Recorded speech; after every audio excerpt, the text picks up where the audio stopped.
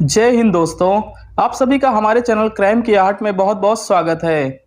आज हम आप सभी के बीच एक ऐसी खौफनाक दास्तां लेकर आए हैं जिसे सुनकर आप सभी के भी रोंगटे खड़े हो जाएंगे। ये कहानी रंगा और बिल्ला की है।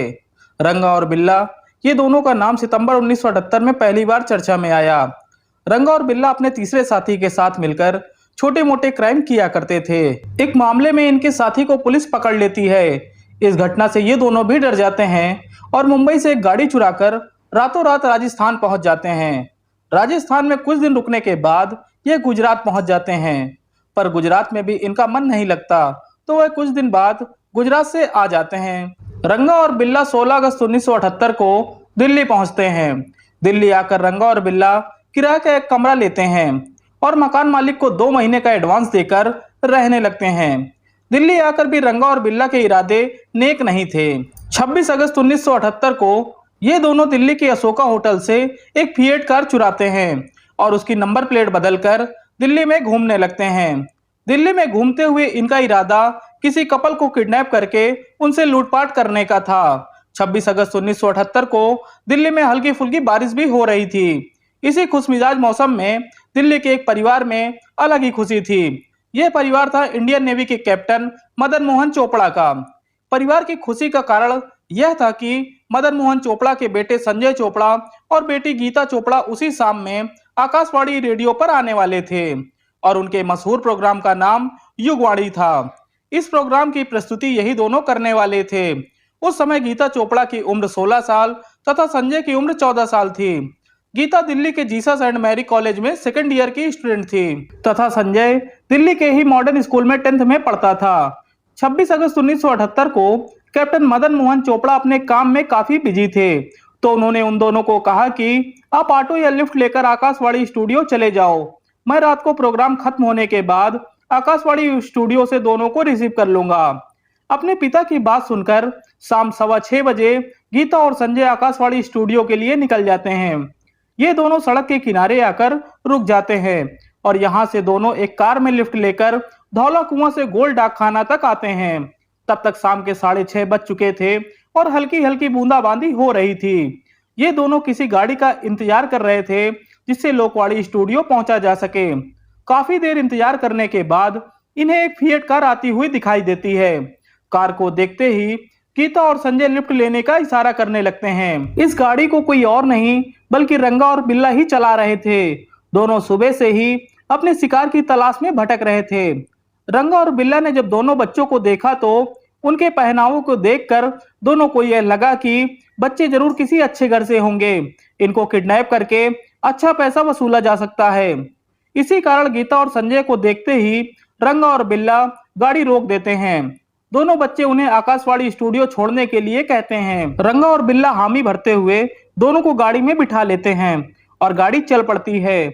उस समय गाड़ी रंगा चला रहा था। इधर बिल्ला दोनों बच्चों से उनका नाम, पता और उनके पापा क्या करते हैं यह सब पूछ रहा था। जब रंगा और बिल्ला को यह पता चलता है कि दोनों बच्चे मदन मोहन चोपड़ा इंडियन नेवी के अधिकारी के बच्चे हैं, तो वह समझ जाते हैं कि शायद इनके घर से ज्यादा पैसे नहीं मिलेंगे। यह सब जानने के बाद रंगा और बिल्ला अब दूसरा प्लान बनाते हैं और एक दूसरे को कुछ इशारा करते हैं। गीता और संजय सोच रहे थे कि वह जल्दी आकाशवाणी के स्टूडियो पहुंच जाएंगे। कुछ देर बाद गीता नोटिस करती है कि गाड़ी आकाशवाणी स्टूडियो की तरफ जाने वाली सड़क से भटक कर किसी दूसरे रास्ते पर ही जा रही थी। इस पर गीता और संजय दोनों ड्राइवर को टोकते हैं, तो बिल्ला जवाब देता है कि बारिश की वजह से आगे कुछ दिक्कत हो गई है, इसलिए हम दूसरे रास्ते से वहां पहुंचेंगे। रंगा और बिल्ला की बात सुनकर गीता और संजय समझ चुके थे कि जरूर कुछ गड़बड़ है, इसलिए वह दोनों ड्राइवर को वहीं गाड़ी रोककर दोनों को छोड़ देने के लिए कहते हैं। मगर ड्राइवर गाड़ी रोकने की बजाय गाड़ी की रफ्तार को और बढ़ा देता है। रंगा और बिल्ला उस समय भी इतने शातिर हुआ करते थे कि जब वह कोई गाड़ी चुराया करते थे तो वह गाड़ी के अंदर से खोलने वाले हैंडल्स को हटा दिया करते थे। इसीलिए जब रंगा और बिल्ला दरवाजा नहीं खोलते तो गीता और संजय दरवाजा खोलने की कोशिश करने लगते हैं, पर दरवाजों पर अंदर से हैंडल ना होने के कारण वो दरवाजे नहीं खोल पाते। जब दोनों के कहने पर भी रंगा और बिल्ला गाड़ी नहीं रोकते तो गीता और संजय अपनी पूरी ताकत से रंगा और बिल्ला पर हमला कर देते हैं और उन दोनों को रोकने की कोशिश करते हैं। पर संजय और गीता उन दोनों को रोक नहीं पाते, क्योंकि रंगा और बिल्ला के पास एक तलवार थी जिससे उसने संजय को घायल कर दिया था। घायल होने के बावजूद दोनों बड़ी बहादुरी से रंगा और बिल्ला का मुकाबला कर रहे थे। तब तक गाड़ी चलते हुए गोल डाकखाना के पास पहुंच चुकी होती है।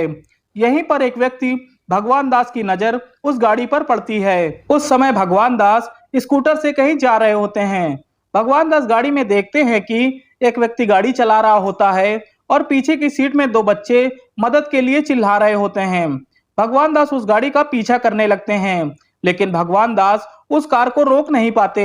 उसके बाद भगवान दास दिल्ली पुलिस को कॉल करते हैं और जो भी उन्होंने देखा वह सब पुलिस को बताते हैं। भगवान दास ने उस कार का नंबर भी लिख लिया था।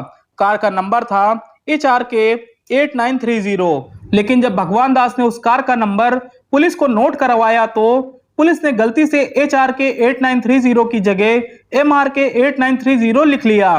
नंबर गलत लिखने की वजह से पुलिस को कोई खास कामयाबी नहीं मिली।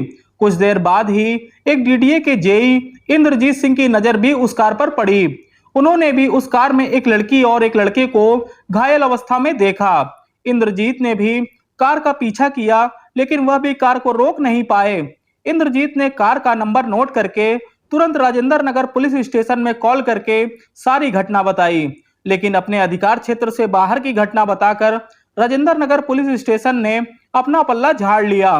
रात 8 बजे आकाशवाणी पर गीता और संजय का प्रोग्राम होना था। इसी वजह से गीता और संजय के माता पिता बड़ी बेसब्री से इंतजार कर रहे थे। लेकिन जब प्रोग्राम शुरू हुआ तो उसमें संजय और गीता की जगह कोई और ही था। यह देखकर उनके माता पिता बहुत निराश हुए और मदन मोहन चोपड़ा 8:45 पर आकाशवाणी ऑफिस पहुंच गए ताकि अपने बच्चों को लेकर वहां से आ सकें। वहां पहुंचते ही जब उन्हें पता चला कि संजय और गीता वहां पहुंचे ही नहीं, यह सुनकर उन्हें जोरदार झटका लगा और वह सोच में पड़ गए कि आखिरकार बच्चे कहां चले गए।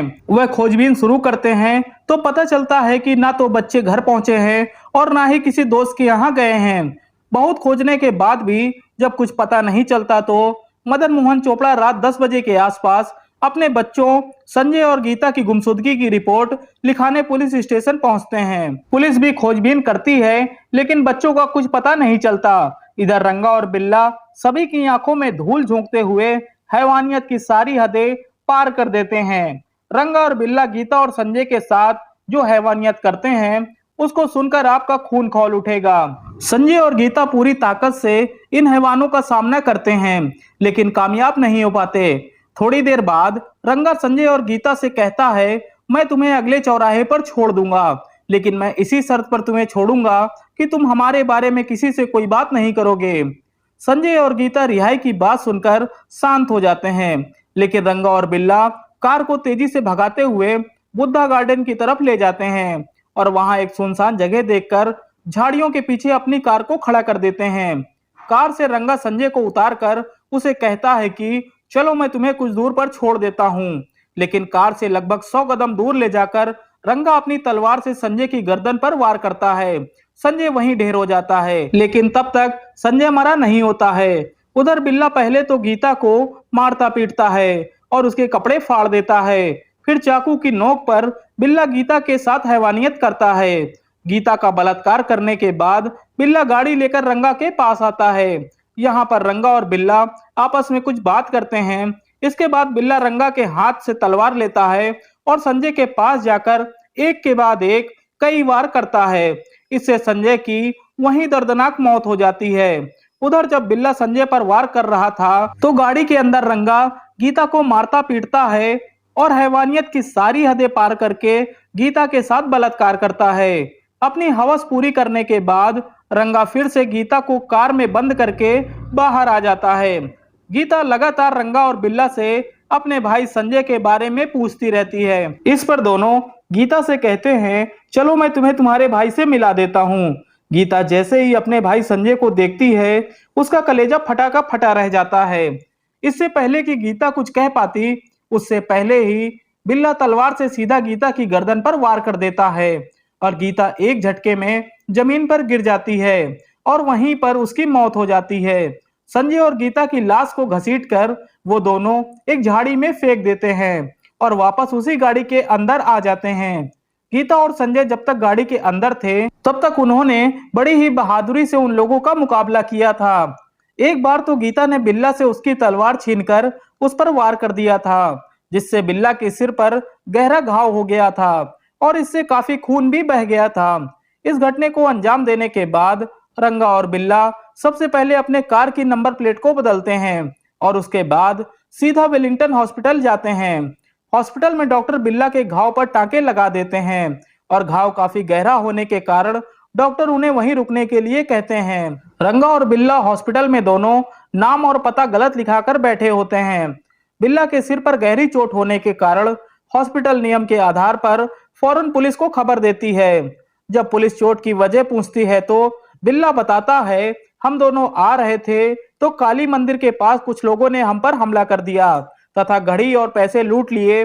इसके बाद उन्होंने लोहे की राड से हम पर हमला कर दिया, जिससे ये घाव हो गया। पुलिस इस घटना की सूचना तुरंत मंदिर मार्ग पुलिस को देती है।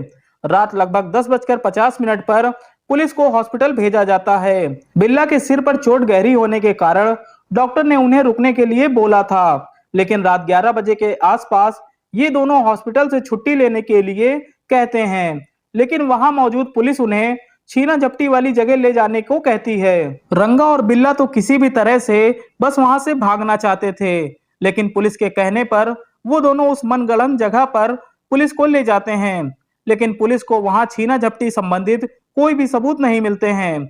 इसके बाद पुलिस दोनों को थाने ले आती है, लेकिन रात 1:45 पर रंगा और बिल्ला कुछ बहाना बनाकर वहां से निकल जाते हैं, लेकिन पुलिस ने उनसे कहा था कि कल दिन में फिर से आना है।